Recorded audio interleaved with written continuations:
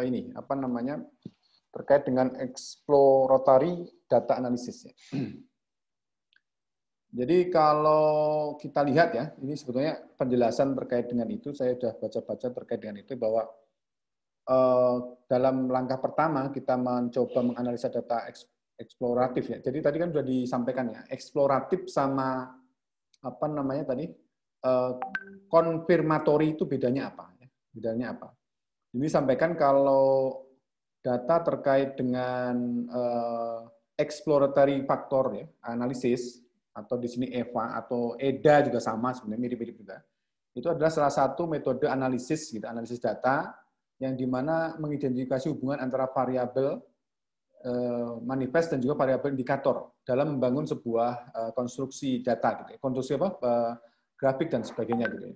Nah, biasanya EDA itu digunakan dalam kondisi di mana peneliti itu tidak memiliki informasi awal atau hipotesa harus dikelompokkan ke dalam variabel mana data-data yang kita punya, gitu ya, seperti itu. Jadi benar-benar nggak tahu. Jadi kita cuma mengeksplor aja, mengeksplor data tadi seperti apa, ya pastinya sebarannya seperti apa, terus kemudian kemencongannya nanti seperti apa, kemudian hubungan antara variabel data satu dengan data lain itu seperti apa dan sebagainya gitu ya. Kalau konfirm apa namanya yang konfirmatori itu apa? Konfirmatori itu adalah bagaimana ini. Jadi otomatis dia sudah mempunyai asumsi awal. Ya. Jadi peneliti sudah mempunyai asumsi awal bahwa indikator-indikator yang masuk ke dalam variabel itu seperti apa. Jadi udah tahu gitu. Ini arahnya kemana dan sebagainya itu udah paham gitu. Ya. Jadi hipotesanya sudah punya. Ya. Itu berbedanya dengan apa namanya konfirmatori dengan eksploratori ya, eksploratori. Nah, terkait dengan analisis data eksploratif tadi, eksploratori tadi, ini data analisis ini adalah metode eksplorasi data dengan menggunakan teknik aritmatika sederhana dan juga banyak sekali teknik-teknik grafisnya ya untuk meringkas data pengamatan. Jadi banyak sekali nanti yang bisa kita panggil ada dedogram, ada box plot, ada scatter plot, ada apa namanya heat map ya, heat map ada juga dan sebagainya. Nanti kita coba bahas ya. Nah, EDA itu banyak sekali digunakan buat apa? Yaitu bagaimana memaksimalkan telaah data. Jadi bagaimana kita mencoba melihat data itu dan mentelaah ya kira-kira data-datanya seperti apa dan seterusnya itu nanti bisa terkupas gitu ya, sedikit demi sedikit. Kemudian berikutnya adalah mencari struktur data yang tersembunyi. Ya. Jadi ada yang missing value, kemudian kita coba cari outlier-nya dan sebagainya. Ya.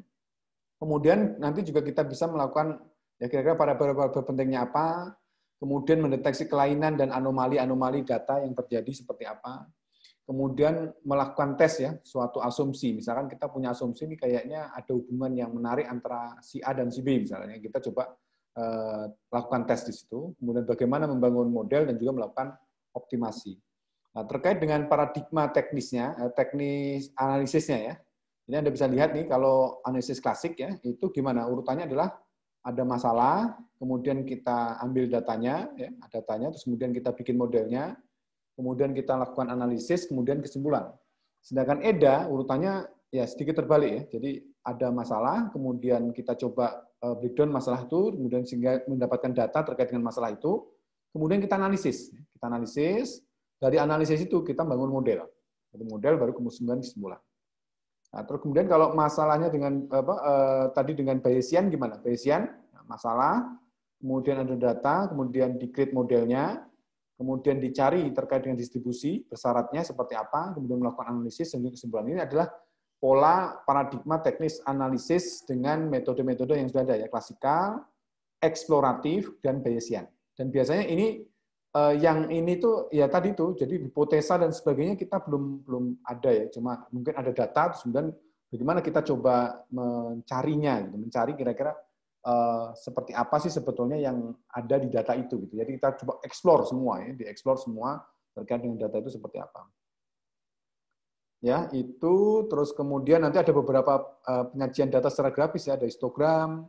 Ya, histogram nanti kita bisa lihat juga kira-kira distribusinya seperti apa, apakah dia itu normal, apakah dia berdistribusi apa dan sebagainya. Kemudian bisa juga menggambarkan pakai doxplot ya, doxplot juga. Seperti ini nanti. Terus kemudian ini juga bisa diatur ya level-levelnya, intervalnya 1, kemudian I2, ada yang 10 ya seperti ini. Kemudian ada juga nanti kita coba gambarkan, tapi kemungkinan besar tidak belum kita explore bukan mungkin Anda silahkan nanti explore sendiri.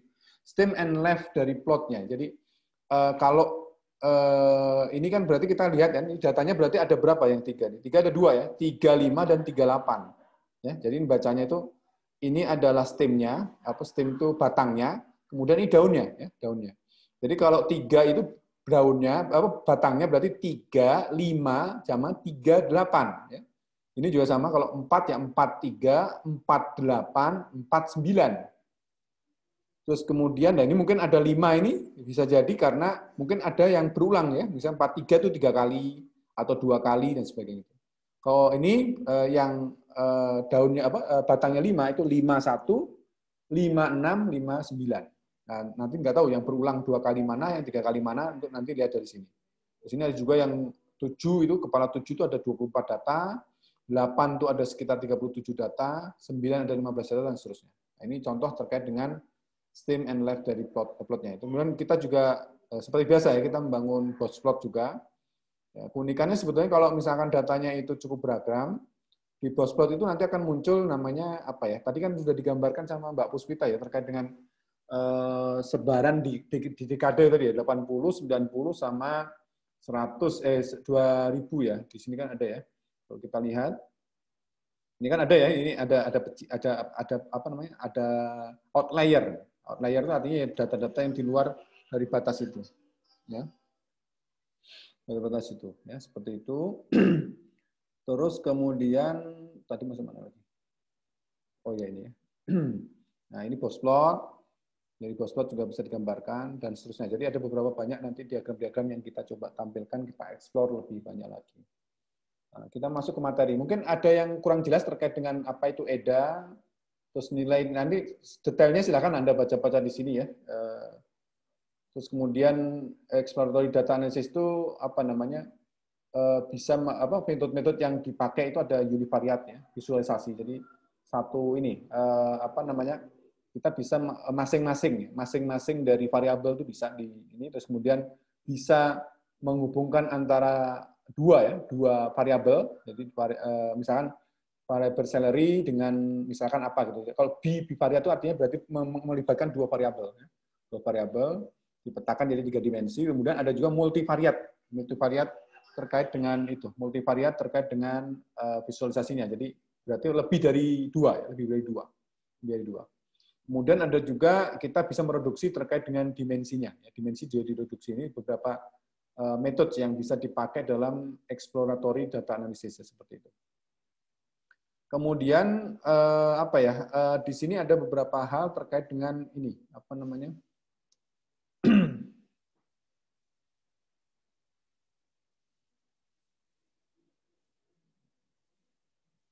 Sebentar. Ya.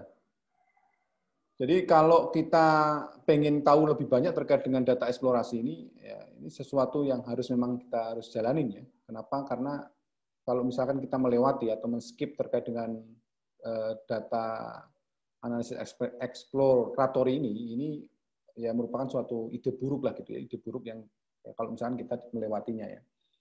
Karena biasanya kalau misalkan kita terburu-buru mengolah datanya tanpa apa ya mencapai atau mungkin langsung terburu-buru tahap pembelajaran mesin, misalkan langsung kita pakai mesin learning gitu ya. Kemudian sekedar hanya cuma menampilkan data untuk kepentingan bisnis gitu ya. Itu data scientist itu cenderung melewati proses eksplorasi ini sepenuhnya ya. Dan juga melakukan pekerjaan yang mungkin kalau misalkan karena kita tidak eksplorasi data, kita tidak mengenal datanya tadi numerik ada berapa, discrete ada berapa, kemudian sebaran datanya seperti apa, itu akan membuat pekerjaan atau analisis kita akan jadi dangkal, gitu, sangat dangkal. Dan ini merupakan kesalahan yang sangat serius dan sayangnya ini umum ya untuk biasanya dari konsultan konsultan dari ilmu-ilmu data terkait ini ya terlalu amatir. Sebisa mungkin kalau kita memberikan semacam apa namanya analisis terkait data itu harusnya profesional. Gitu. Nah, beberapa hal yang mungkin bisa saja terjadi kalau misalkan kita langsung tanpa melakukan analisis data eksplorasi ini yang pertama adalah akan menghasilkan model yang tidak akurat, ya, tidak model akurat, kemudian menghasilkan model yang akurat pada data yang salah, ya, data yang salah. Jadi kita udah berbuih-buih ngomong terkait dengan data kategorik, data numerik, data apa mungkin ya, yang lainnya gitu ya. Tapi kenyataannya sebenarnya kita nggak ngomong itu gitu. Datanya numerik semua atau kategorik semua kan mungkin kita membuat model tapi salah. Jadi kita harus tahu ya perilaku data kita itu seperti apa. Jadi harus tahu ya yang numerik berapa, yang diskrit berapa, yang kategorik berapa dan seterusnya. Kemudian yang berikutnya, kalau misalnya kita juga mencoba melupakan ini atau menganukan analisis yang sederhana terkait ini, itu akan memilih variabel yang salah untuk model. Jadi kita bikin modelan, tapi variabel yang kita pilih itu salah. Kemudian di sisi lain juga penggunaan sumber daya yang tidak efisien, termasuk kembali membangun model lagi. Kemudian, oh ini kok gagal, kemudian dibalik lagi, gagal lagi. Padahal kemudian kalau kita tahu ya, kira ciri-cirinya data yang kita punya itu apa, itu akan lebih mudah. Bagaimana kita menemukan kira-kira distribusi yang akan kita pakai, kemudian terkait dengan machine learning yang kita pakai itu penting ya.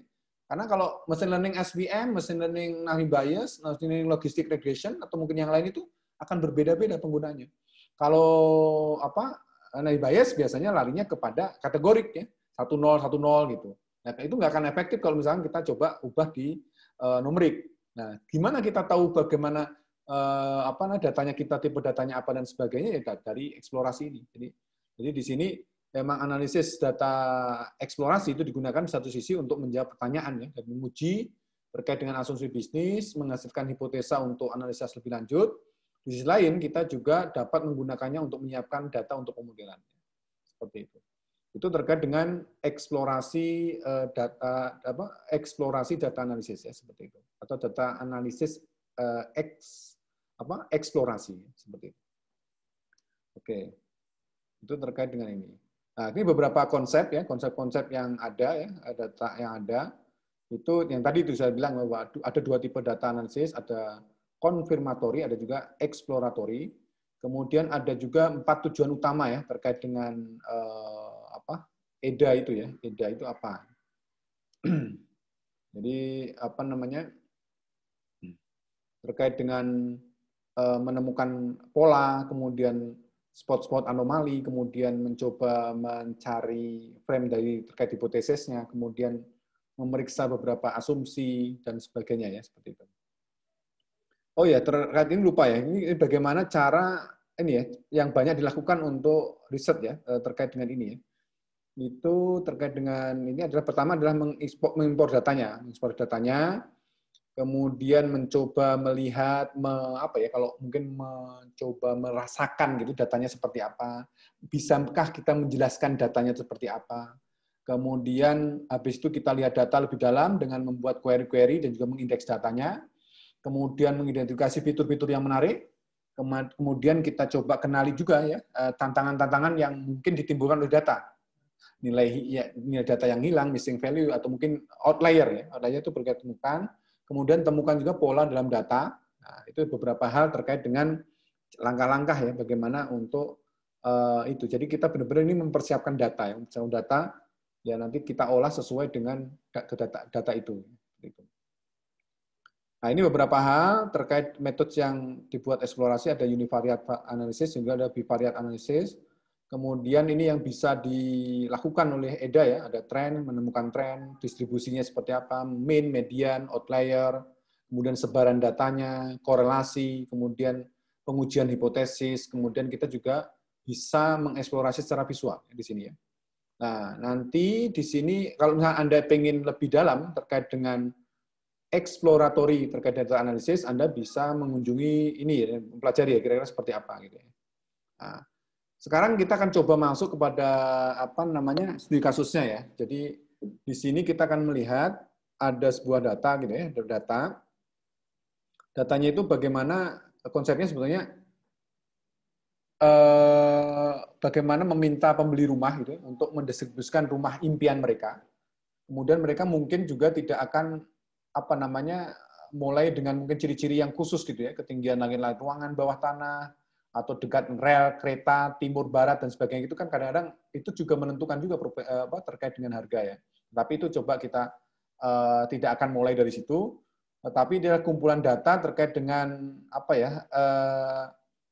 di sini disampaikan ya bahwa kumpulan data terkait dengan bagaimana keberadaan taman bermain itu membuktikan bahwa ini jauh lebih mempengaruhi negosiasi harga daripada jumlah kamar tidur dan mungkin pagar ya, pagar kayu atau seperti apa. Nah, di sini nanti kita akan dapatkan ada data latih ya. Data latih itu sekitar 1460, kemudian ada 1460 juga data pengujian ya. Nah, jumlah atributnya sama, yaitu 81, di mana 36-nya adalah numerik, 43-nya adalah kategorik ya. Kategorik. Kemudian ada plus ID, ada ID-nya ya. ID-nya berarti kategorik. Kemudian ada juga sale price-nya ya, harganya, harga jualnya berapa. Nah, di situ juga diceritakan terkait dengan ini ya, numerik fiturnya seperti apa ya, ini diceritakan semua. Kemudian ada juga kategorik fiturnya seperti apa, diceritakan semua ya, seperti itu. Itu terkait dengan distribusi data yang akan kita coba lakukan ya di sini ya, akan kita coba lakukan. Jadi di sini juga diceritakan terkait ada 79 ya, variabel yang menjelaskan ya, bahwa setiap aspek rumah hunian di daerah Ames atau Iowa, Amerika sana, itu ini apa namanya akan menentukan atau bisa kita prediksikan kira-kira final ya, final price-nya untuk masing-masing rumah itu seperti apa. Ya, seperti itu. Jadi kita ingin mencoba memodelkan dan itu bisa kita praktekkan untuk TA-TA kita di sini ya. TA-TA di sini kita coba misalkan kita petakan gitu, misalkan daerah kecamatan mana, terus kemudian itu kira-kira gimana untuk membuat harga rumah yang pas itu seperti apa? Kalau dia punya 3 kamar gimana? Kalau dia punya 1 kamar gimana? Kalau dia punya 1 kamar mandi gimana? Kalau ukuran kamarnya segini gimana dan sebagainya, itu kan sebenarnya bisa variabel-variabel yang misalkan bisa kita eksplor ya, di mana itu pastinya akan menentukan terkait dengan harganya. Ya, ada suatu apa ya? Mungkin saya terus terang kalau jujur kepada Anda, saya termasuk sedikit ya, nggak banyak sih ya, pengusaha properti gitu ya. Pengusaha properti, terus kemudian saya meneliti kira-kira yang efektif di Bandung ya, di Bandung itu kira-kira berapa kamar tidur gitu. Kamar tidur itu berapa yang banyak dicari orang ya. Terus kemudian berapa kamar mandi, berapa ini, terus kemudian harganya berapa kira-kira yang banyak orang mencari. Itu juga bisa kita petakan di sini ya. Sehingga dari situ ya bisnis-bisnis apapun dengan rumah itu kita bisa masukkan ya. Nah, tadi saya pertama-tama akan mencoba menjalankan terkait dengan library yang kita library di sini. Ada Pandas, ada Nami, ada Matplotlib, kemudian matplotlib.pyplot ya, pyplot, kemudian ada Seborn, kemudian ada Scipy ya, scipy.stats, kemudian ada Sklearn buat Sklearn itu biasanya buat distribusinya ya. Ada linear mode, ada tree, ada ensemble dan sebagainya. Kemudian ada juga missing terkait missing value ya, missing value. Nah, ini tadi nggak ada. Kemudian saya coba install dulu missing no itu ya. Terus kemudian baru bisa dijalankan semua seperti ini ya. Kemudian tadi sudah saya bilang kepada Anda terkait dengan data yang kita pakai ya. Nanti kalau Anda download itu ada 2 data, ada data training dan juga ada testingnya di situ. Kemudian kalau coba kita describe terkait dengan data training ini seperti apa ya.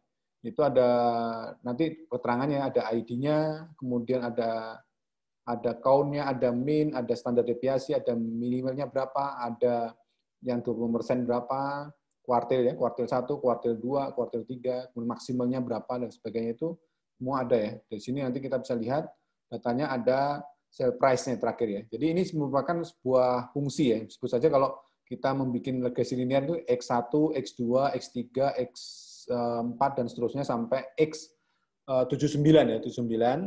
Kemudian sama dengan Y itu adalah sale price-nya tadi, harga jualnya tadi ya, seperti itu.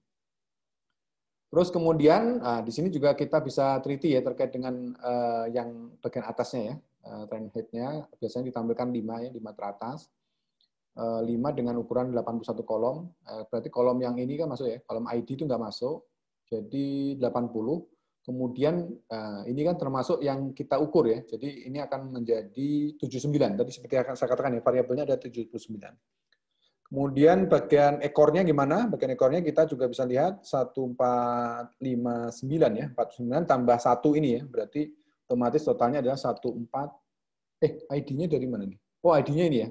1460 ini, 1460. Jadi totalnya ada sekitar itu. Kemudian kalau kita coba ukur ya terkait dengan data trainingnya ukurannya berapa, data testingnya ukurannya berapa.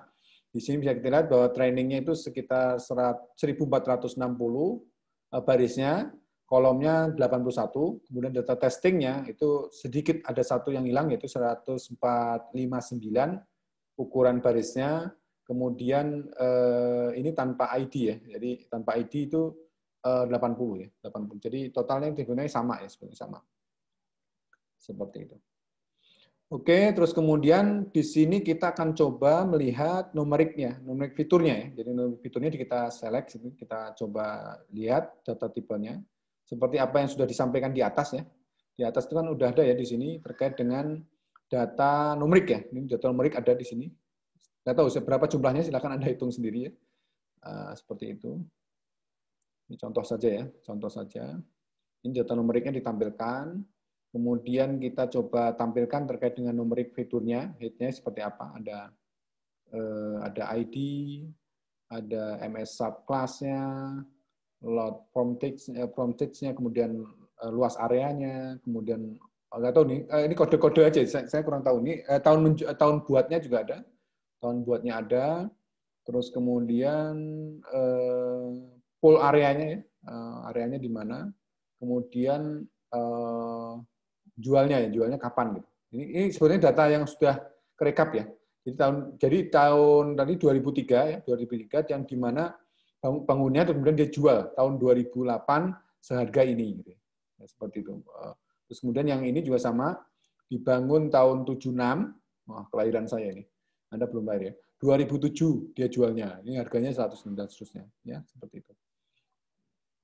Kemudian di sini kita akan coba lihat juga hubungannya dengan tahun ya, tahun dengan melihat apa masing-masing dataset itu mempunyai apa namanya variabel tahun ya, variabel tahun, 4 variabel tahun. Kemudian di sini kita coba searching ya, kira-kira apa yang variabel tahun, ada tahun membangunnya. Saya nggak tahu tuh year remote add ini apa nih, apa artinya gitu. Kemudian bagaimana membangun garasinya, kapan gitu. Kemudian tahun jualnya berapa. Jadi ada 4 komponen tahun ya. Komponen tahun ada kapan buatnya. Ini mungkin sebut saja apa ya, revisi apa namanya? Merenovasi mungkin ya, atau nggak tahu juga nih remote add ini apa ya. Terus kemudian ini membangun garasinya dan ini. Jadi masing-masing mulai tahun. Dan kemudian kita coba lihat fitur-fiturnya terkait dengan tahun-tahunnya seperti apa. Ini fitur build-nya dari tahun 2000 dari tahun 95 ya. Sorry, masih ada ya 1995. Oh, 1905. Berarti bukan ya, 1872 juga ada. Sebentar, ini 1882. Ini belum urut ya, nggak urut ya. Ini cuma di data dari awal sampai akhir aja nih. Tidak diurutkan sesuai dengan ini ya. Tapi kalau kita lihat memang ada yang 18 ya, tahun 18. Menyebar dari tahun 18, 19, sama 20. Kemudian ini adalah terkait dengan yang tadi itu ya, mungkin kita coba kurang tahu kalau salah ya, ini terkait dengan renovasinya. Ini 74 ya, dari 74 sampai 2003. Nah, ini juga boleh nanti di Bandung itu kan Anda lihat tuh, kalau misalnya kita jalan di daerah Dagu gitu ya, itu kan ada bangunan-bangunan Belanda yang kuno-kuno gitu ya, itu ada juga kan. Anda bisa lihat di situ, dan Anda juga bisa sebetulnya mencoba menghitung kira-kira dengan rumus-rumus seperti ini. Jadi nanti bisa jadi nanti Anda jadi agen properti ya, agen properti. Untungnya lumayan itu, sekali jual rumah itu 3%. Ya, kalau misalnya 1 miliar, 3%-nya berapa Anda hitung sendiri lah ya. Kira-kira berapa kalau 1 miliar. Kemudian ini membangun garasinya, terus kemudian ini juga tahun penjualannya. Tahun penjualannya, nggak tahunya cuma 2006 sampai 2010 ya. 2006, 2007, 2008, 2009, 2010. Nah, kemudian di sini kita akan mengcompare ya terkait dengan perbedaan terkait dengan waktu tadi ya. Di sini bisa kita lihat, ini berhubungan dengan kalau dengan harga jual ya, harga jual dengan tahun buat ya. Itu kira-kira seperti apa sebaran datanya ya. Ini bisa dilihat. Ini yang kiri ini adalah besar penjualannya, harganya berapa. Kemudian yang ini adalah terkait dengan tahun membuatnya. Kalau misalkan cuma 20 tahun gimana? Kalau tahun membuatnya misalnya 20 tahun berarti bergeser ya. Misalkan kalau sekarang 2020 berarti 2000, tahun 2000 berapa? 2020 kan 20 tahun lagi ya. Nah, jadi ini berkurang. Bukan berarti terus kemudian ini tahun ke-0, tahun 20 enggak ya, tapi kita mencoba melihat ini ya, data years old itu dikurangi data fiturnya ya. Jadi dikurangi dengan data ininya, sehingga kalau misalnya kita acuannya tahun penjualan itu berapa? Tahun penjualan itu kan 2010 ya, berarti 2010 kemudian ini berarti 2010 yang dijual 2010, yang ini berarti yang 1990 ya, dan seterusnya. Ini seperti itu. Kemudian ini juga ditampilkan terkait dengan renovasi ya, berhubungan dengan renovasi harganya gimana. Ada beberapa yang harga yang mungkin fluktuatif, ini kayaknya sama nih, tipe yang sama nih kan berdekatan seperti ini ya. Terus kemudian ini juga sama dan seterusnya. Jadi kita bisa melihat kira-kira dengan usia sejarah sebuah rumah itu ya, misalnya semakin lama dia dibangun itu kira-kira dia itu gimana gitu pengaruhnya terhadap harga jualnya. Sebentar, saya kok kayaknya agak yang aneh ya. Ini gimana?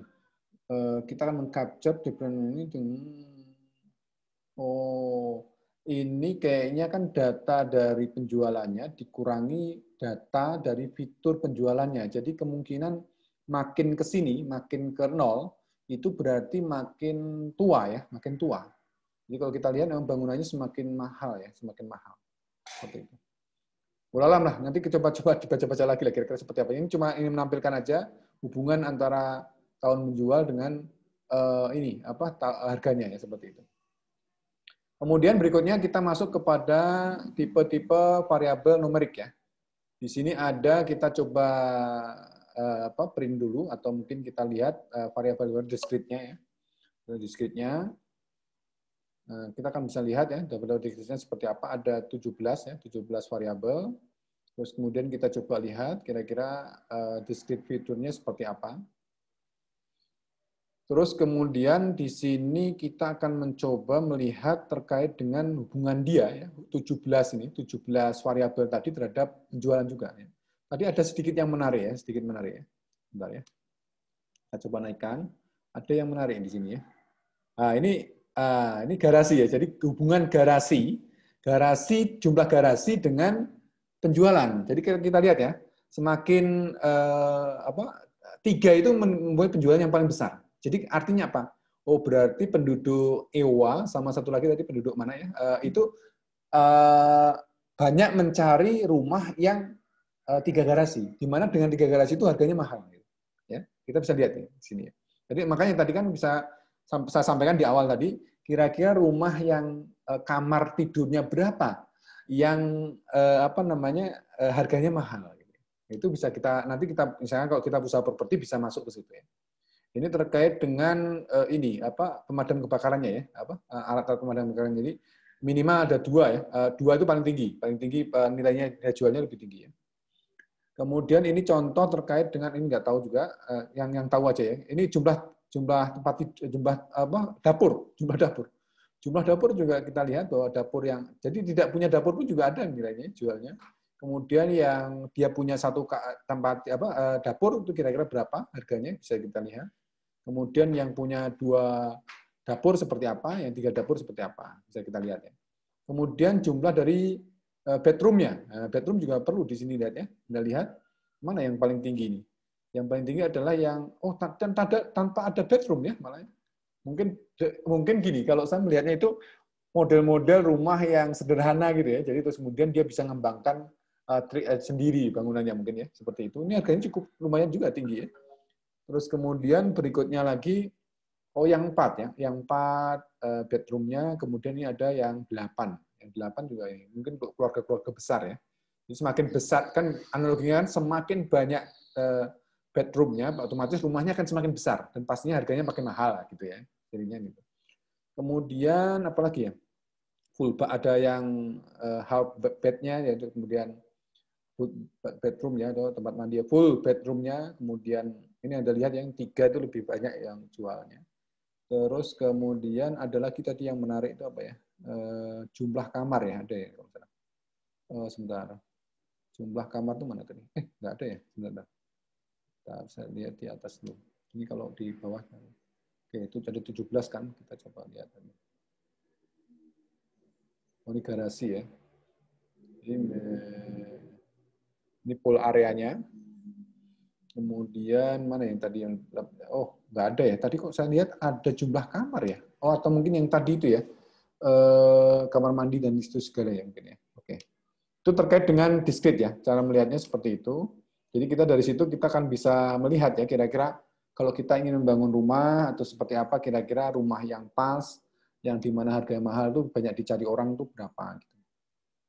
Kemudian berikutnya adalah variabel continue ya. Jadi di sini kita bisa meng-create terkait dengan data baru, continuous fiturnya ya. Kita coba cari-cari, biasanya dia dari numerik. Kemudian akan ditampilkan ada 16 ya, 16. Nah, di sini untuk menampilkan variabel continue itu kita bisa memplottingnya dengan apa namanya histogram ya, histogramnya. Kita bisa lihat di sini. Ini terkait dengan data itunya. Jadi ada 16 kan, 16. Ada 16 fitur ya, 16 fitur, makanya digambarkan 16 juga. Seperti ini. Nah, Anda kalau bisa sambil dijalankan, nanti takutnya pas posisi Anda jalankan di rumah itu seperti apa, akan mengalami kerepotan, maka nggak jalannya. Ini histogramnya ya. Histogramnya terkait dengan beberapa berhubungan dengan variabel yang dibutuhkan ya. Oh, satu lantai ya. Satu lantai juga bisa dilihat ya. Satu lantai. Terus ini 2 lantai. Terus kemudian ini area garasinya. Terus apa lagi ya?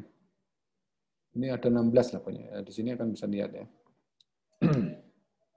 Oke, berikutnya lagi ya. Kita akan mencoba memplottingnya ya, atau melihat missing value ya, missing value dari beberapa fitur-fitur yang ada gitu ya. Jadi kita coba lihat, kita coba kategori fiturnya. Jadi yang missing value itu ya apa ya? Mungkin ada beberapa tabel yang isinya tuh 0 gitu ya. Yang kadang-kadang kan kita bisa lihat ya, di situ kan ada yang misalnya kalau kita itu ada yang 0 gitu. Ya 0 itu nanti akan kita coba ganti dengan apa gitu misalnya. Ini kita mencoba memvisualisasi terkait dengan missing value yang dari data ya, dari data seperti ini, 250 kita lihat. Di sini akan saya lihat bahwa ada beberapa data yang missing value-nya cukup tinggi, yaitu 66 gitu ya. Ini saya lihat nih, saya juga nggak tahu ini barisannya apa gitu. Kemudian 80 juga ada gitu. 80. Jadi kalau kita lihat kan 60 ini kan ini ya, yang baris ini ya. Ini kan baris putih ini. Baris putih dan seterusnya.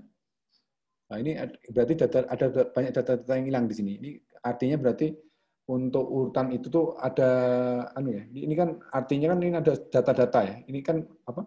Ini tabel-tabel gitu, tabel-tabel terus kemudian ada yang kosong mana digambarkan dengan MSNO.matrix ini ya, caranya seperti itu. Kemudian kita juga bisa melihat terkait dengan korelasi nulitasnya ya. Itu dengan heat map ya, heat map.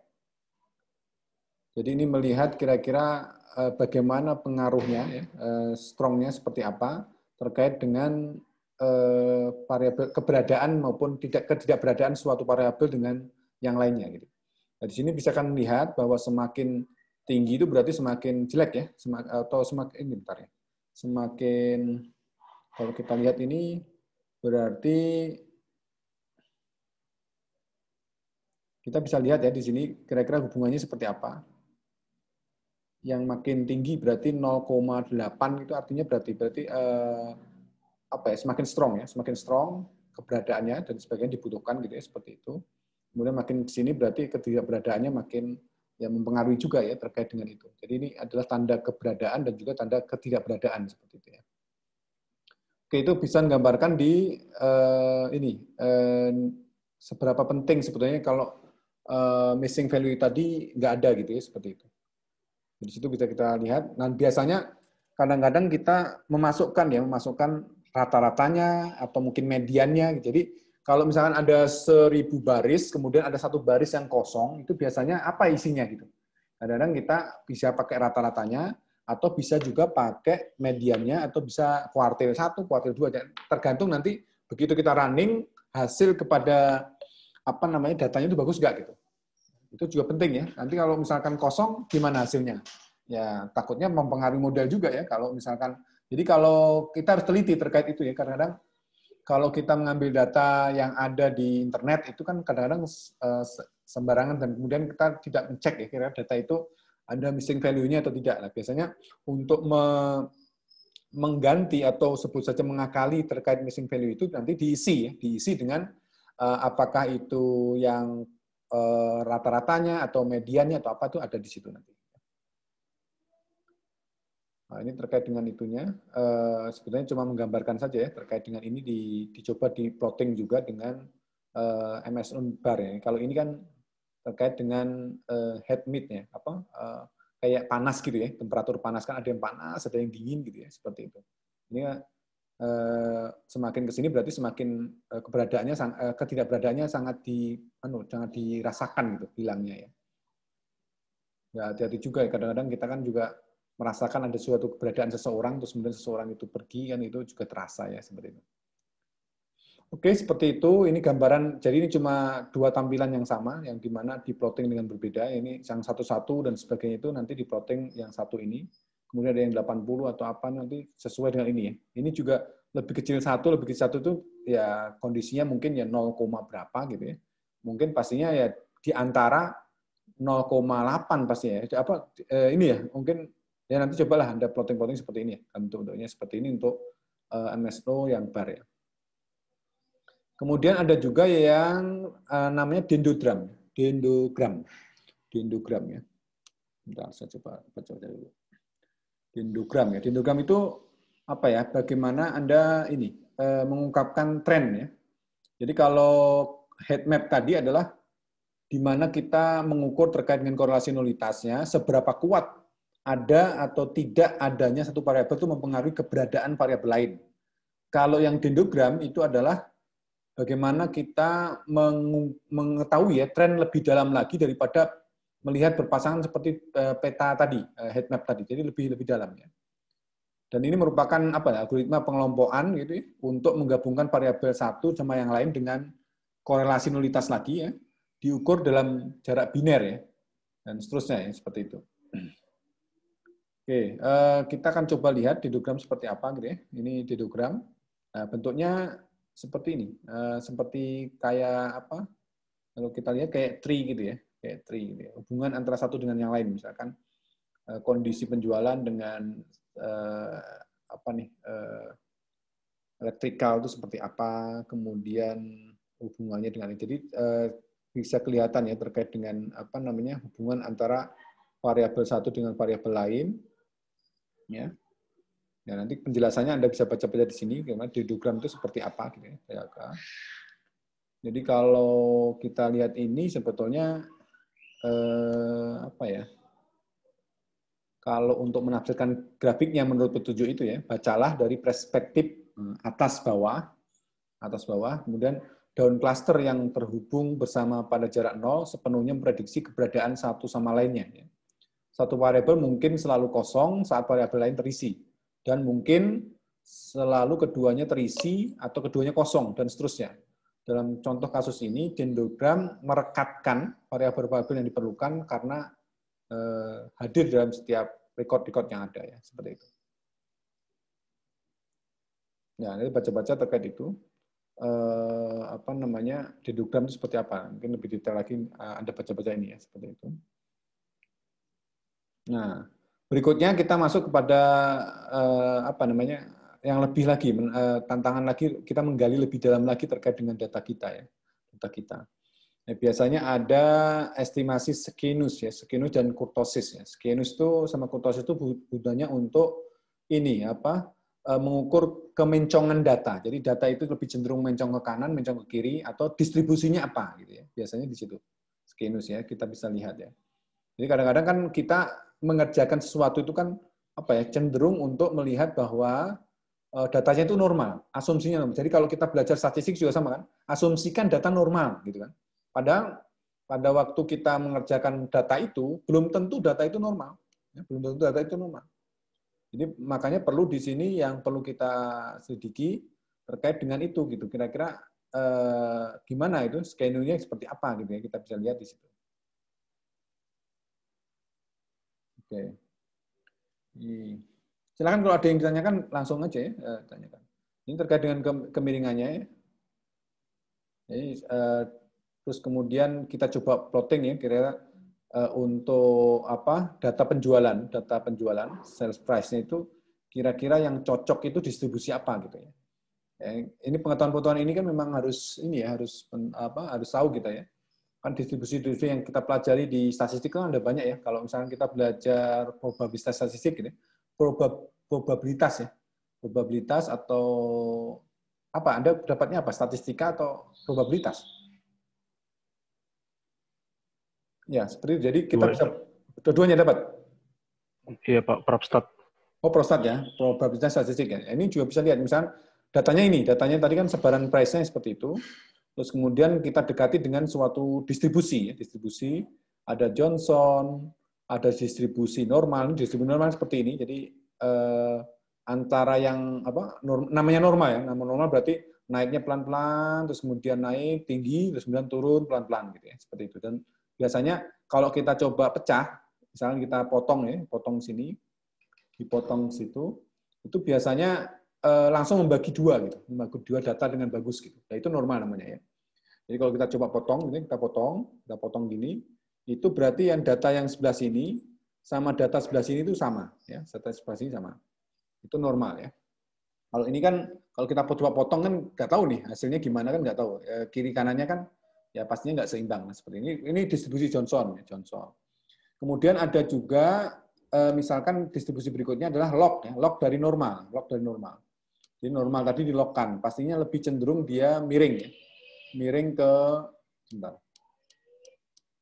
Nah, dia cenderung miring kemana? Miring ke kiri juga. Nah, dari 3 bentuk pendekatan terkait dengan algoritma ini, kira-kira nih yang pas mana? Yang pas mana? Ya pastinya kalau di sini Anda lihat, nggak bisa dikecilin ya. Bisa lihat dari 3 ini, Johnson, normal, atau ini. Jadi Anda lihat tuh, lebih mana yang bagus ya.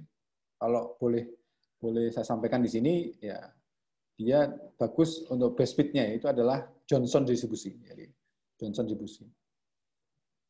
Saya kurang tahu kalau prosesnya hampir mirip bisa nggak dengan tuning gitu. Jadi kita coba cari dengan menjadi sistem, kemudian kira-kira langsung ketemu nggak distribusinya. Saya kurang tahu. Kalau ini kan dicoba-coba ya dengan Johnson, dengan normal, dengan log normal, dan pengetahuan terkait dengan distribusi tadi itu sangat penting di sini ya, sangat penting sekali. Sebenarnya kalau kita lihat log normal pun sudah cukup, tapi sebetulnya masih bisa juga kita coba dekati dengan ini ya, dengan Johnson tadi ya, seperti itu. Jadi kalau kita lihat ya nanti Anda coba banding-bandingkan. Nah, kalau saya melihatnya memang bagus Johnson ya, seperti itu. Kemudian berikutnya kita coba lihat terkait dengan korelasi ya, koefisien korelasi antara numerik fiturnya dengan penjualannya, harga penjualannya.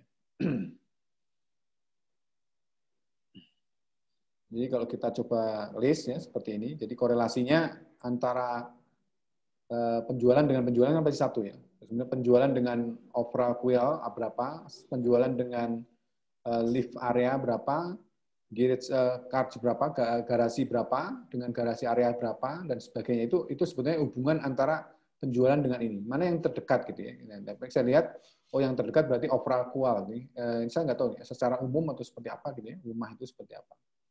Itu melihat terkait dengan korelasi antara dengan penjualan dengan variabel-variabel yang ada tadi, Nah, ini berarti kalau kita lihat penjualan dengan korelasinya dengan kitchen tadi, ya. Saya nggak tahu kitchen ABF GR itu apa itu definisinya. Itu negatif ya. Artinya berarti ya ini makin jelek berarti penjualannya kan gitu. Ya harapannya kalau bisa dihindari ini, ya gitu. Itu cara melihat ini, cara melihat data itu. Jadi kalau kita lihat hubungan dengan Yang kedua ini berarti korelasinya 0,79. Jadi kalau adanya ini itu meningkatkan harga gitu, meningkatkan harga. Yang positif masih meningkatkan harga meskipun ya kecil lah gitu ya kita lihat. Tapi begitu masuk kepada ini BSMT, PIN dan sebagainya ke bawah itu semakin menjelek ya, negatifnya seperti itu.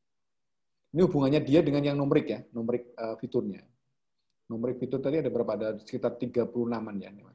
Nah, di sini kita bisa mengeksplor ya terkait dengan metode visualisasi untuk data ini, menganalisa data ini, yaitu pakai correlation head map-nya, kemudian zoom head map-nya, ada pair plot dan juga scatter plot ya. Jadi untuk kasus ini. Nah, kita melihat ya correlation heat map-nya seperti apa ya. Jadi ini sebetulnya kan namanya juga heat map ya. Jadi seperti panas gitu ya. Jadi semakin hitam itu kan berarti semakin korelasinya makin bagus gitu. Korelasinya makin jelek ya kalau itu. Kalau saya lihat ya, kalau negatif makin ke sini berarti makin jelek ya. Sebentar ya, ada telepon dari ibu saya coba angkat dulu sebentar. Ibu nanti ya, saya telepon ada ngajar dulu. Ngajar dulu. Nggih, sampun. Sampun. Nggih. Sampun nggih anu nggih. Nggih. Assalamualaikum. Ya, seperti itu ya. Jadi ini menggambarkan terkait dengan korelasi, ya, digambarkan gitu ya. Jadi makin ke bawah berarti makin jelek korelasinya ya. Makin dia terang, dia semakin bagus gitu. Dan pastinya Anda lihat tuh, kalau korelasinya terhadap dirinya sendiri bagus gitu ya. Satu ini putih semua kan berarti. Ini artinya apa? Berarti korelasi terhadap dirinya bagus ya. Pastilah gitu ya. Ya orang menilai diri sendiri pasti bagus-bagus gitu kan. Tapi kalau kita dengan orang lain gimana ya? Kita bisa lihat nih. Jadi sebenarnya Anda juga bisa ukur tuh kira-kira kalau kita bergaul dengan siapa tadi misalkan dengan teman kita itu bisa diukur korelasinya berapa gitu. Dan nanti kita coba ukur. Kayaknya saya cocok kalau kerja sama kerja kelompok dengan dia misalnya atau seperti apa. Atau misalnya melihat pasangan, misalnya, ukurannya gimana, tingginya berapa, beratnya berapa, ukuran sepatu berapa dan sebagainya, baju berapa, kemudian coba bikin head map-nya. Iseng-iseng aja ya, iseng-iseng aja. Nah, seperti itu bisa juga dilihat ya terkait dengan korelasi itu. Jadi cuma ini menggambarkan saja, dari situ kita bisa lihat bahwa ya kalau kita lihat banyak korelasi-korelasi negatif yang atau korelasi jeleknya yang kita lihat ya. Jadi tidak banyak jadi hanya mungkin beberapa komponen rumah saja yang mungkin bisa menyebabkan harga itu naik. Jadi tidak semua bisa ya. Semakin lengkap juga menurut saya tidak terlalu bagus juga gitu. Ya, terlalu bagus juga seperti itu.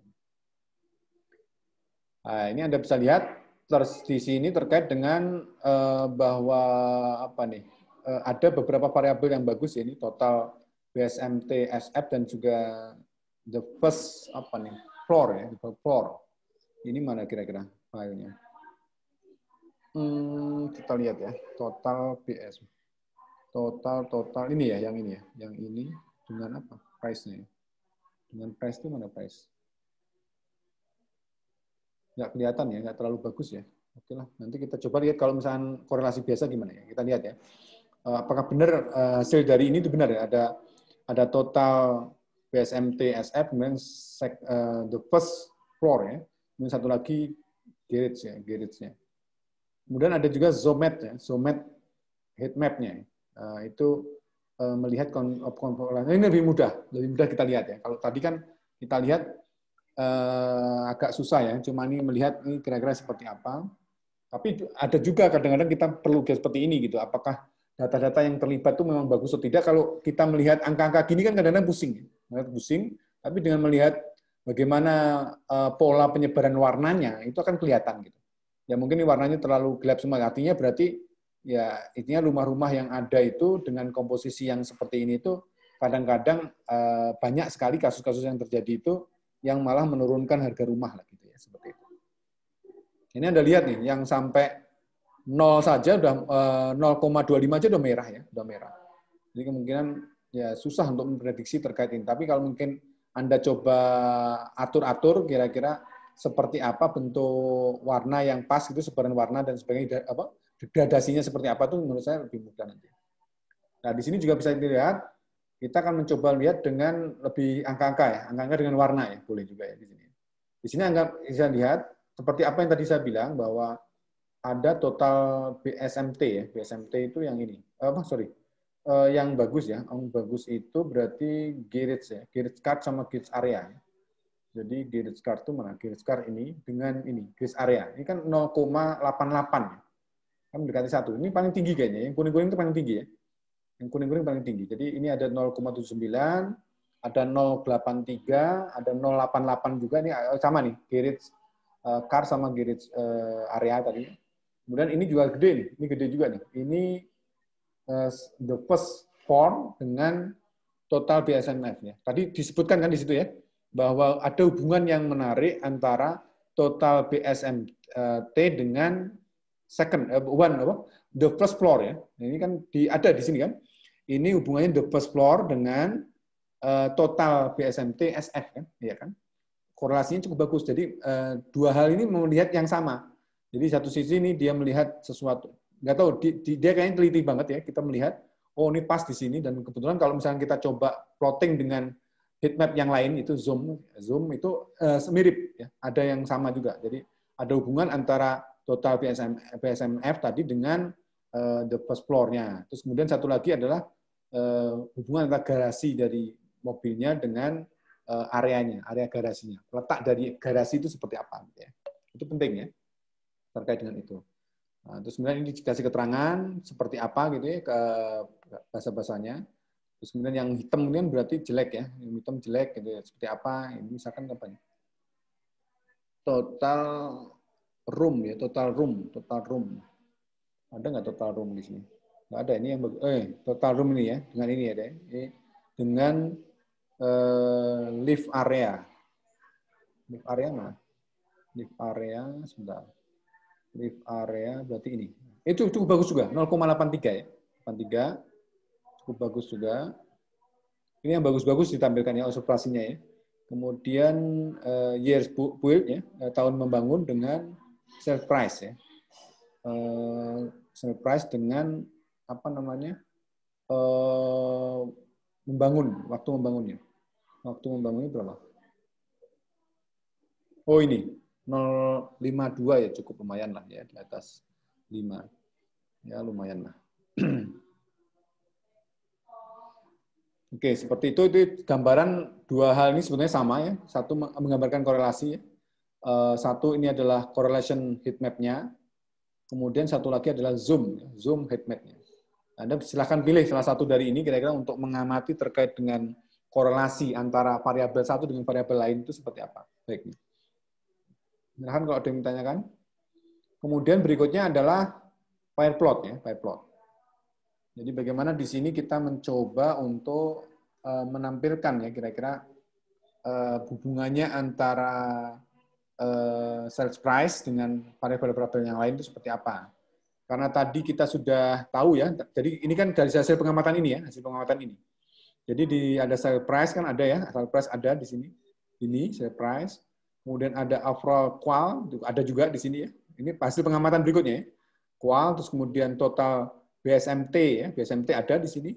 Kemudian living area, ada nggak living area? Oh, ini ada ya di sini. Jadi kita coba tampilkan semua yang korelasinya bagus-bagus ya. Garage area ada juga tadi ada sebut saya garage area dan car tadi. Kemudian full bath itu ada nggak? Full bath, sebentar, kayaknya nggak ada ya. Kalau ditampilkan kenapa ya kira-kira? Full bath itu mana kira-kira? Bentar, kita lihat. Full bath-nya cukup bagus juga ya. Ini kita lihat 0, tidak jelek lah ya. Ini kan bagus ya. Kita lihat nih ya. 0, tidak ada yang hitam gitu maksudnya ya. Tidak ada yang hitam. Kalau yang ini kan ada hitamnya. Ini ada yang agak hitam. Jadi kalau ini kan kelihatan kan 0,44, 47, 55, 1, 38 ini sesuatu variabel baru yang kita coba lihat ya. Dan memang kalau kita lihat dari full bed ini tidak terlalu jelek-jelek amat dibandingkan yang lain gitu ya, seperti itu. Jadi kita ambil. Kemudian year build ada tadi di sini. Kemudian year remote add ada nggak? Year remote add ada nggak? Kita lihat ya. Kira-kira kenapa diambil gitu. Oh ini ya, ini juga relatif ya mungkin dilihat cukup bagus lah dibandingkan yang lain juga. Ya, oke. Seperti itu. Ya, terus kemudian dicoba di plotting ya hubungannya antara sales price dengan ke 1, 2, 3, 4, 5, 6, 7. Ya. 1, 2, 3, 4, 5, 6, 7. Loh, ada 8. 1, 2, 3, 4, 5, 6, 7. Oh ya, ada 7. Ya. Jadi, ini hubungannya dengan sales price dengan sales price sendiri. Ya, seperti apa gambarannya ya. Ini kan ada hubungan ya. Ini sales price. Ini bacanya sales price dengan sales price di sini. Ini berarti kan hubungannya ini. Sales price dengan apa ini? Yang kedua, dilihat di bawah overall qual misalkan ya. Terus kemudian berikutnya sales price dengan misalkan ini dilihat lagi ke bawah seperti apa. Ya. Total PSMT, BSF ya misalnya dan seterusnya. Dan ini pastinya tengah-tengah ini adalah hubungannya dengan dirinya sendiri. Jadi overall qual dengan overall qual, kemudian total BSMS dengan total BSMS dan sebagainya. Kalau kita lihat langsung modelnya ada. Kenapa? Ya kan dihubungkan dengan dirinya sendiri pasti ada modelnya, ya kan? Tapi kalau dihubungkan dengan orang lain, ya mungkin kita perlu prediksi terkait itu. Nah, ini bentuk-bentuk tabel yang tadi sempat saya tampilkan ya di mana ya pada waktu kita analisis data tadi. Yang mana? Yang ini ya. Apa namanya ini? Ini adalah dot plot ya, dot plot. Ini bisa ditampilkan juga dot plot. Yang ini kan pada dot plot ya, dot plot ini dot plot semua nih yang ini jajar dot plot semua. Kemudian ini dot plot semua dan sebagainya bisa dilihat ya. Oke, jadi kita bisa lihat ya. Saya terus terang tidak terlalu ini, tapi kalau dengan tampilan-tampilan ini kan Anda bisa lihat ya, kira-kira seperti apa gitu. Memang ada korelasi ya, ada dia ngumpul gitu ya. Ini kan clustering bisa kita lihat ya. Kemudian ini juga ada hubungan yang cukup bagus gitu ya. Yang tidak bagus gimana nanti bisa dilihat. Anda coba plotting aja. Yang kira-kira kalau yang jelek-jelek ini misalkan year build dengan apa? Dengan misalkan apa nih living area misalkan seperti itu kan 0,2. Ada juga yang jelek nih year build dengan ini total room-nya. Total room itu ya jelek juga ya 0,96. Ini kira-kira kalau Anda plotting ininya seperti apa? Anda lihat ya nanti perbedaannya seperti apa. Nanti bisa nggak dilihat dengan gambar-gambar ini bisa kelihatan. Ini adalah untuk beberapa kolom yang dimana memang memberikan pengaruh yang signifikan terhadap sales price ya. Harga jual dari rumah itu sendiri. Oke. Terus kemudian, nah ini scatter plot ya, scatter plot.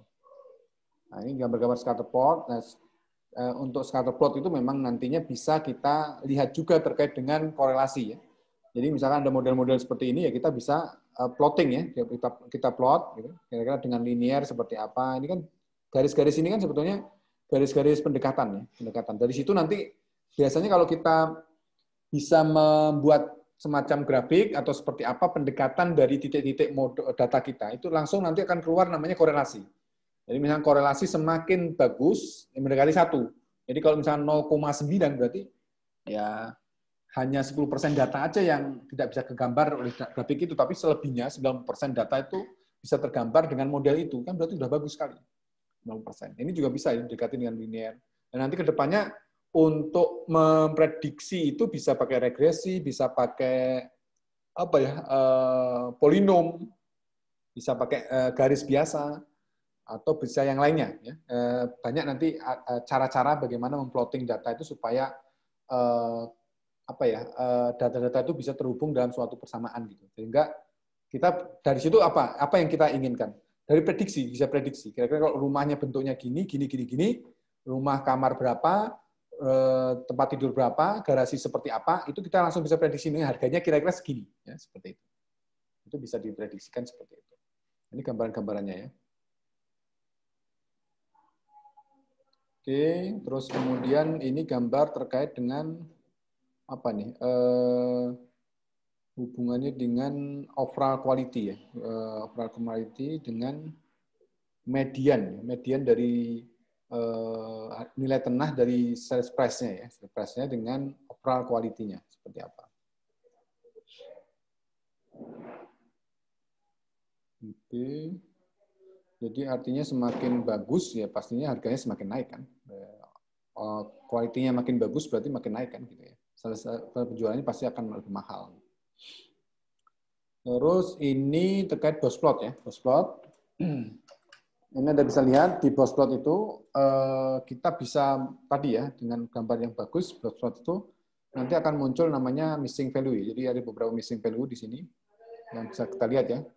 batas atas, batas bawah, kemudian ada kuartil 1, kuartil 2, ada nilai tengah, min, rata-rata atau mediannya, terus kemudian ada sebaran data yang di luar ya, dari box plot tadi. Jadi ini outlier, ini outlier, outlier, outlier. Artinya outlier itu apa? Ya sebetulnya tidak bisa kita jadikan dia sebagai role model. Jadi kadang-kadang kan ya namanya rumah itu kan sangat tergantung kepada jodoh ya, hampir mirip dengan jodoh. Jadi kalau kita itu sangat ingin rumah itu, meskipun sebenarnya belum jodoh, ya nggak akan bisa. Tapi tiba-tiba misalkan ada rumah, terus kemudian padahal sebenarnya menurut kita nggak bagus, tapi kok ada yang beli. Memang cocok gitu, dia dengan itu cocok gitu. Mungkin cocok harganya, atau cocok lokasinya, atau seperti apa. Jadi ya mirip-mirip dengan itu gitu ya. Tidak bisa kita prediksi gitu. Kita tinggal di mana. Lama-lama juga kenapa sih kita merasa rumah ini jelek dan sebagainya, karena ada pembandingnya. Tapi begitu kita punya itu, ya udah syukurin aja yang ada itu gitu. Kadang-kadang gitu juga ya. Misalkan sepatu, kita beli sepatu itu di mana? Kalau misalnya di toko sepatu, kita pilih ini, bingung kan milihnya? Ini bagus juga, bagus juga. Masalah harga mau nomor 2 lah misalnya. Ini bagus, mana yang dipilih ya? Udah ambil aja yang kamu paling suka mana, ambil gitu ya. Nggak usah mikirnya yang nanti begitu di rumah nggak ada pesaing, jadi bagus sepatu Anda. Kenapa tadi Anda bingung memilih? Karena ada pesaingnya banyak di situ. Ada sepatu-sepatu berjajar yang bagus-bagus dan bentuknya sama dan bentuknya berbeda-beda yang mungkin menarik gitu ya.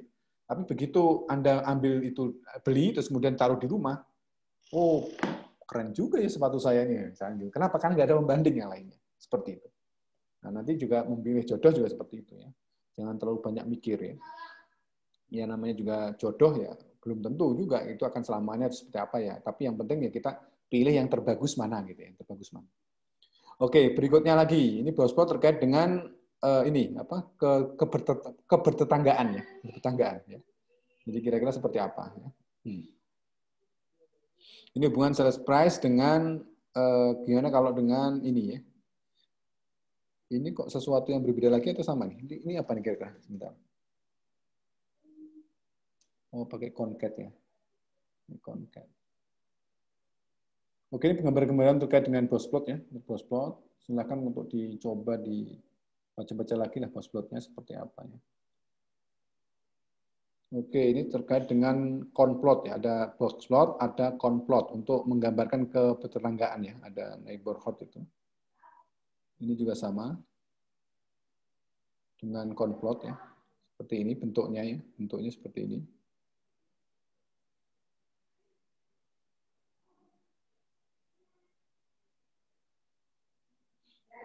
Bentar. Ini kok kayak ada yang loncat gitu, makanya saya agak bingungnya itu tadi kan ini kan kita coba plotting ya, karena dari mana? Dari yang hasil yang ini ya, hasil dari plotting ini, plotting dari korelasi tadi ya. Terus kemudian berikutnya yang masuk kepada box plot, kok jadi agak lain gitu. Keluar box plot itu langsung dia mencoba untuk ini terkait dengan overqual. Overqual ini apa gitu kan hilang ya dari sini ya. Tapi kalau saya membacanya ini dari segi quality ya. Jadi mungkin dari nilai-nilai quality-nya semakin bagus ya pastinya harganya semakin naik lah gitu ya. Cuma begitu masuk ke sini itu kira-kira oh ini terkait dengan ini ya kayaknya. Terkait dengan overqual ini apa saja gitu ya. Ini juga sama sebenarnya ada 10 kan. Ada 1 sampai 10. Kemudian ini 1 sampai 10 juga. Atau sebentar, saya coba cari ya, kira-kira datanya itu memang ada overqual nggak di sini. Sebentar.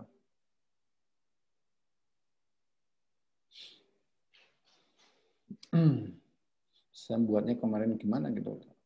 Ini sebetulnya ya sedikit banyak ngambil dari kurikulum yang di BMS yang digital talent kemarin tuh, yang pelatihan dari Kominfo itu. Itu materinya bagus-bagus tuh.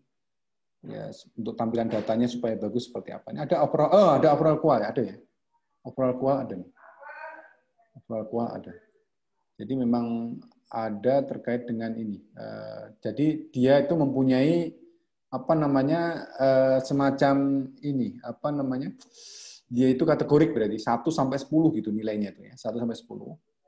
Terus kemudian ini coba di plotting kalau ini kira-kira hubungan antara overall qual, quality ya, overall qual dengan sales price itu seperti apa. Dan memang terlihat semakin dia itu secara overall kualitinya bagus, ya, semakin nilai tinggi. Ini benar ya, semakin kualitasnya bagus, semakin tinggi. Benar itu ya. Ya, terus kemudian dia lihat plotting lagi, apakah data seperti ini tuh apa memang seperti ini gitu bagusnya. Begitu kita plotting, hasilnya adalah oh memang ada penjilan-penjilan beberapa ya. Ada penjilan beberapa.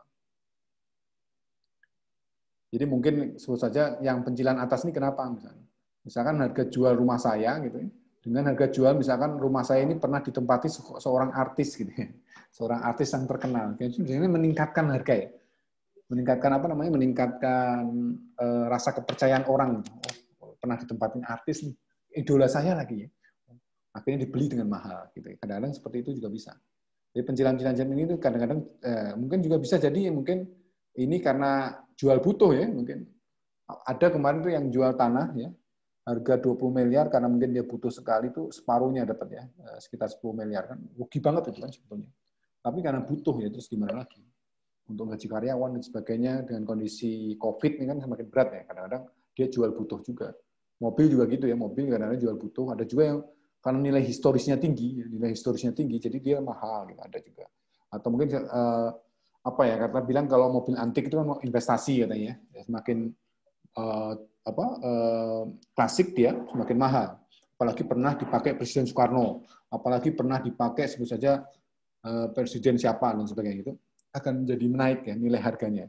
Orang tidak melihat mobilnya apa, tapi nilai historis dari itu. Mungkin rumah juga bisa ya, nilai historis dari rumah mungkin karena pernah ditempatin siapa dan sebagainya gitu ya, mungkin bisa jadi.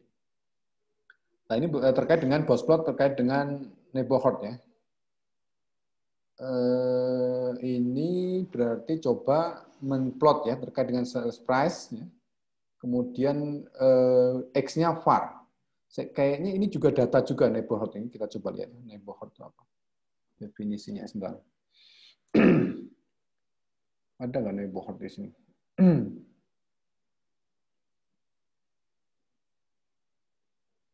Nggak ada ya, mungkin cuma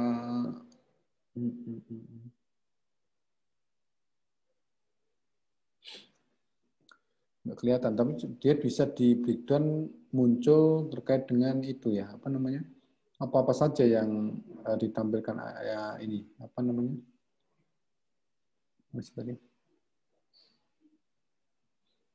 Masalahnya kita nggak terlalu kenal dengan ininya sih, apa namanya? Variabelnya ini ya. Jadinya kita nggak terlalu paham nih. Terpahami ini maksudnya apa gitu. Tapi kalau misalkan ini mungkin harusnya ada semacam definisi ya terkait dengan variabelnya. Variabel itu adalah neighborhood gitu. Neighborhood itu apa saja variabelnya? Variabelnya ada ini. Gitu. Ada Crawford, ada no right, kemudian Mitchell, ada Sumress, kemudian apa lagi nih? Alton. Ya. Oh ini model-model ini ya, model rumah mungkin ya, atau gimana? Saya kurang tahu juga nih. Oke, seperti itu. Jadi ada nanti definisi par dari itu. Kemudian penggambarannya dengan bisa pakai box plot, bisa juga pakai conplot ya, conplot. Nah, Anda bisa lihat kan semakin apa nih? Ini bisa kelihatan. Ini cuma jumlah ya, sale price-nya yang paling tinggi apa gitu kan? Mungkin bentuknya ini ya. No right ya. No right itu cukup tinggi nih. Ada yang tinggi banget di sini ya. Ada yang tinggi banget nih. Mahal nih. Rumah bentuk-bentuk rumah kayaknya seperti itu. Nah, ini terkait dengan harga rumah, housing price dengan penjualannya ya.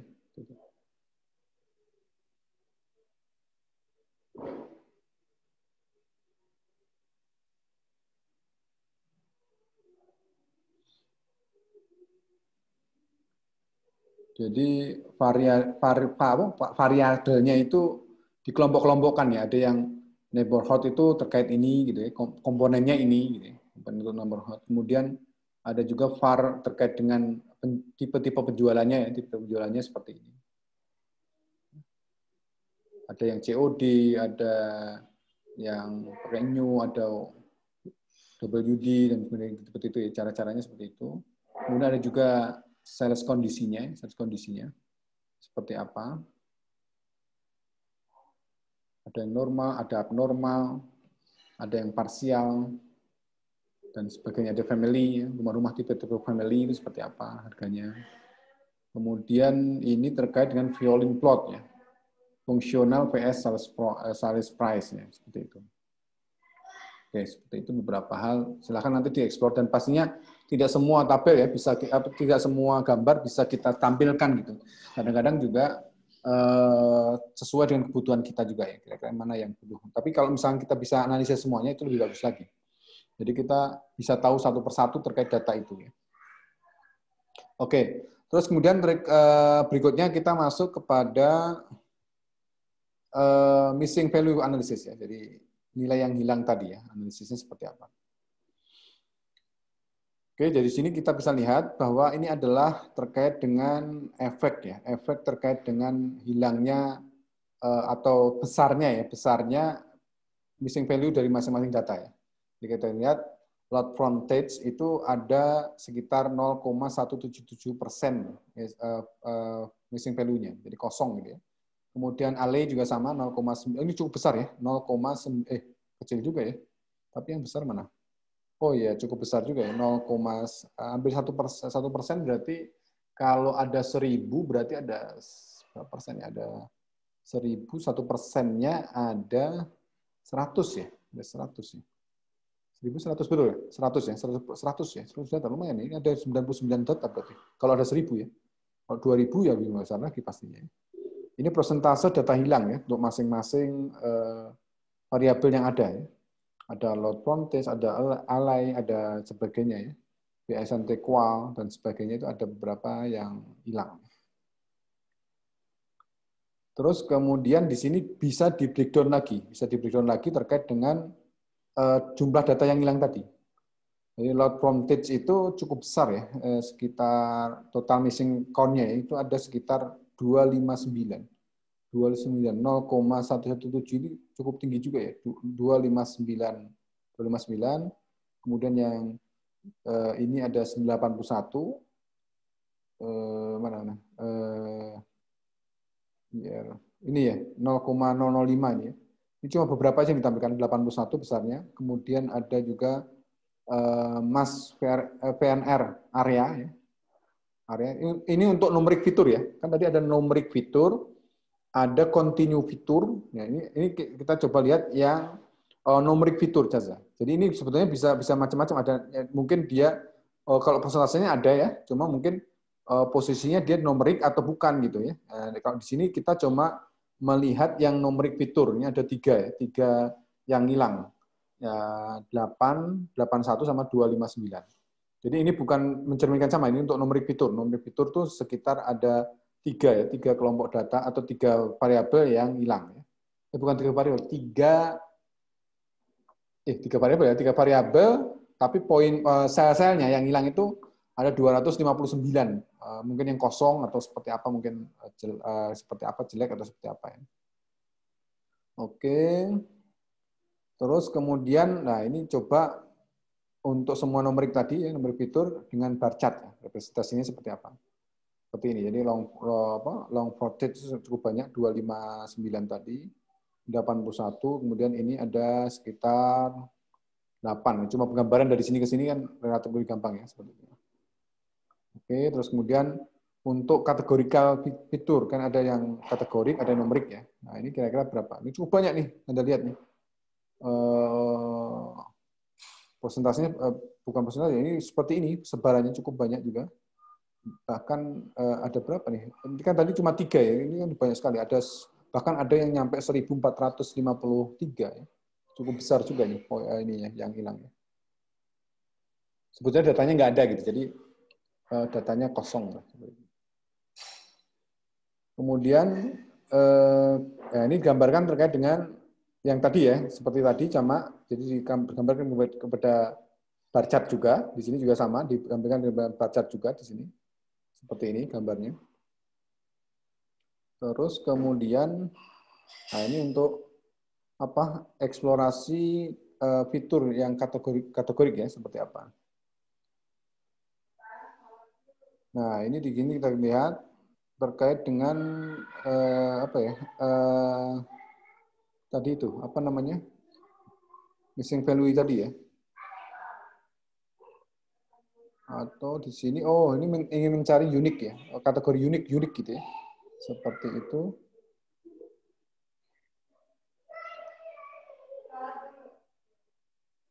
Nah, seperti itu kategori unik itu apa ya larinya di sini ya. Ini kira-kira definisinya apa? Unik kategori itu.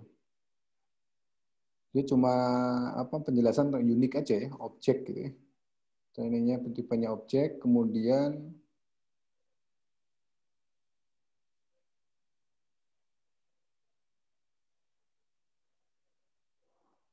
coba bisa dieksplor nggak kira-kira kenapa MS Zone itu zoning itu mempunyai 5 ya, 5 kategori unik gitu.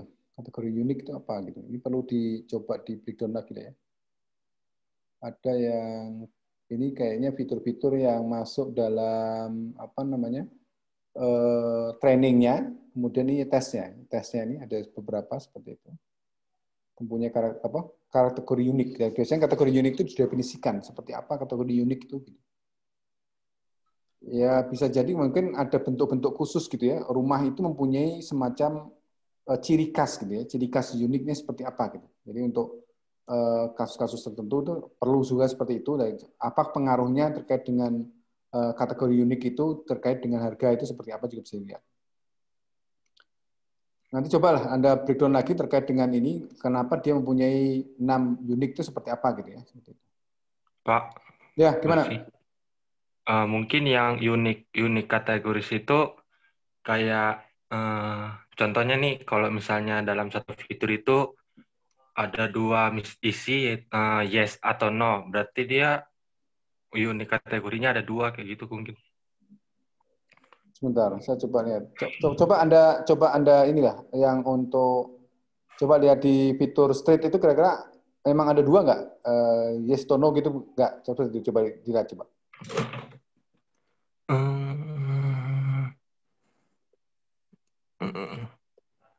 Sebentar, kalau dibaca di sini.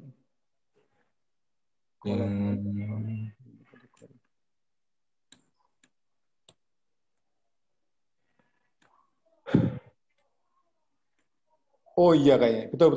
Kayaknya betul kata kamu tadi kayaknya. Jadi memang ini kan namanya kategorik ya, kategorik. Kategorik itu kan memang apa ya, yes no atau mungkin baik buruk atau mungkin tadi ya, mungkin ada contoh-contoh yang data-data di awal tadi yang seperti oke. Ini karena banyak data jadinya pusing ya kepala ya. Kalau coba datanya simple, agak mudah. Oh ini ya misalkan yang data-data missing tadi NA gini, ini data-data missing gini.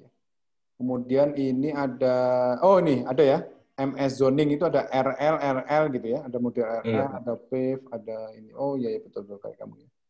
Bisa dicek juga Pak kalau lewat dari Pandas juga bisa. Oke, nanti di sini juga bisa lihat kan. Untuk kondisi itu ada yang normal, ada yang tadi kan memang di sel kondisi kan ada yang normal, ada abnormal, ada apa tadi ya? Ada. Oke. Makasih. Oke. Oke, untuk data kategorik seperti itu ya, sebarannya seperti itu, dan hal-hal seperti itu tuh nanti juga perlu kita lihat karena kadang-kadang kalau kita memakai untuk pemodelan itu ya pusing nanti kalau kita pakai data kategorik ya.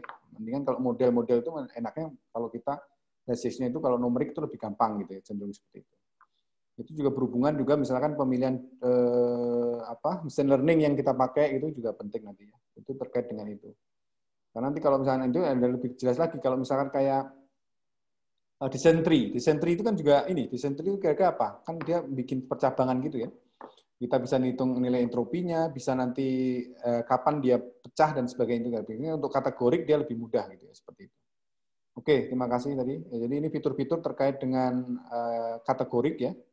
Baik itu yang ada di training maupun testingnya dengan keterangan seperti itu. Jadi kalau untuk yang MS zoning tadi memang ya ini untuk ngecek aja ya terkait 5 unik ya. Untuk MS zoning yang untuk yang testing, kemudian yang untuk yang training juga 5 gitu, seperti itu ya. Ngecek aja. Oke. Itu terkait dengan memunculkan terkait unik kategori yang ada masing-masing di data yang bertipe kategorik ya. Kemudian kita masuk ke outlier. Outlier itu apa? Outlier itu ya itu tadi. Jadi kalau misalkan yang cocok untuk menggambarkan itu biasanya pakai box plot ya, box plot. Dari situ nanti akan muncul seperti kemarin ya, ada minimum, ada maksimum, ada kuartil 1, 25%, 50%, kemudian 75%. Nah, di luar itu disebut sebagai missing value, outlier. Ya tadi itu mungkin kenapa penyebab outlier itu apa? Itu nanti bisa kita, dan biasanya nggak banyak ya. Kalau semua outlier gimana, nggak mungkin. Ya, biasanya paling tidak banyak outlier itu, dan dari outlier itu nanti kita bisa pelajari. Jadi yang kita ambil mah yang umum-umum aja, tapi untuk yang tadi ya mungkin bisa nanti ya mungkin rumahnya itu tipikal sama, tapi harganya beda gitu. Dia jauh sekali ya. Tadi itu mungkin ya, tadi pernah ditinggalin oleh presiden Amerika yang keberapa, itu kan akan membuat nilai sejarahnya tinggi ya, seperti itu. Atau pernah ditinggalin oleh Michael Jordan misalnya, atau pernah ditinggalin oleh Michael Jackson almarhum misalnya, seperti itu ya. Itu akan meningkatkan nilai jual yang cukup luar biasa. Makanya kadang-kadang ya missing value itu perlu kita coba breakdown, kemudian kita coba pelajari, oh ini kenapa harga rumah ini menjadi naik ya. Sebut saja ada faktor-faktor lain. Ini beberapa yang cukup banyak juga terkait dengan outlier ya, untuk yang load frontage seperti apa, kemudian load area seperti apa gitu. Kemudian kalau yang berhubungan dengan lantai, itu satu lantai gimana, kemudian living areanya seperti apa, dan seterusnya ya.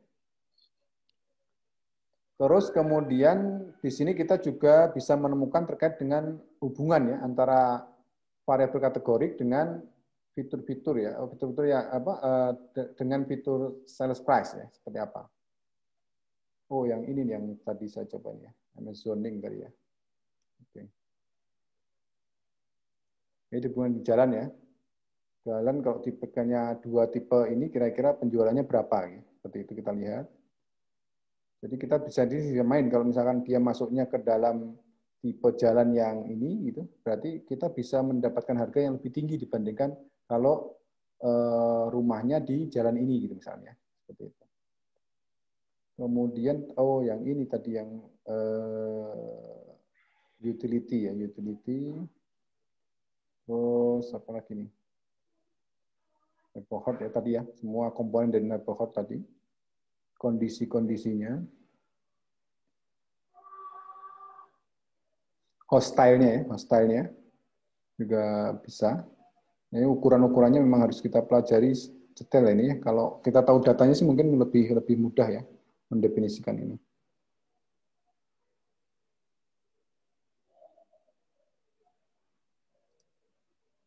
Oke. Ini plotting terkait dengan itu tadi, kategorik dengan harga ya, kategori dengan harga.